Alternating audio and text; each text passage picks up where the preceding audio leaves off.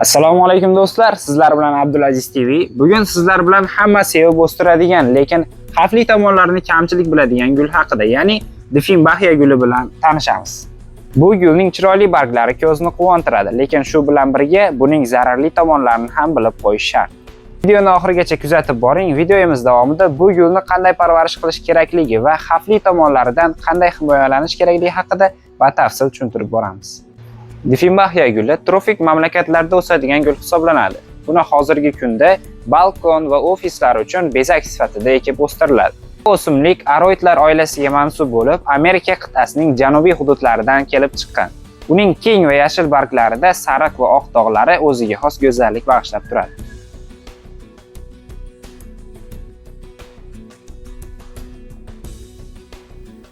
Bu o'simlikni parvarish qilish ham bir muncha oson. Hozir sizlar bilan to'g'ri parvarish qilish bo'yicha 5 ta muhim maslahatni ko'rib chiqamiz. Bu o'simlik uchun muhim omillardan biri bu yorug'lik hisoblanadi. Difinbahyalarni joylashtirishda quyosh nuri to'g'ridan-to'g'ri tushmaydigan, lekin yaxshi yoritilgan joyni tanlash kerak. Shunda barglar yorqinroq, dog'lari esa tiniqroq bo'ladi. Yoz oylarida tuproqning yuza qismi qurigachgina sug'oriladi. Bu o'rtacha haftasiga 1-2 martani tashkil qiladi. Qish oylarida havoning sovuq paytlarida sug'orish talab qilinmaydi. Namlik ko'rsatkichiga keladigan bo'lsak, bu o'simlik tropik gul hisoblanganligi uchun namlikni juda yaxshi ko'radi. Vaqti bilan barglariga purkagich orqali suv purkash kerak. O'simlikni yaxshiroq o'sishi uchun suv bilan birga azotli ozuqalar beriladi. O'simlikning yaxshi o'sishi uchun yaxshi tuproq tanlash kerak. Buning uchun yaxshi havo o'tkazadigan yumshoq tuproqdan foydalaniladi. Bularga torf, perlit, vermikulit aralashmalari to'g'ri keladi. O'simlikni ko'paytirish ham bir muncha oson. Asosan pastdan chiqargan ildiz kurtaklari orqali ko'paytiriladi. Bundan tashqari poyasini kesish yo'li va urug'idan ko'paytirish yo'llari ham mavjud.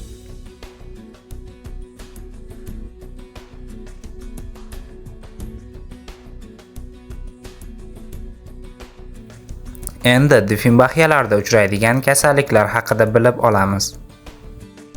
O'simligingizni yaxshi oziqlantirsangiz ham ba'zi hollarda barglari sarg'ayib qoladi. Bunga asosiy sabab o'rgimchak kanalar hisoblanadi. Bular o'simlikning barglarini zararlab, sarg'ayib to'kilishiga sabab bo'ladi. O'rgimchak kanalar asosan barg osti qismida bo'ladi va jigarrang kofe donachalari shakliga o'xshaydi. Agar o'simlikning bargini uchki qismlarda zararlanish holatlari kuzatilsa, bunda o'simlikka ozuqa yetishmasligidan bo'ladi. Bunda o'simlikning o'sishini ta'minlaydigan azotli ozuqalardan foydalaniladi.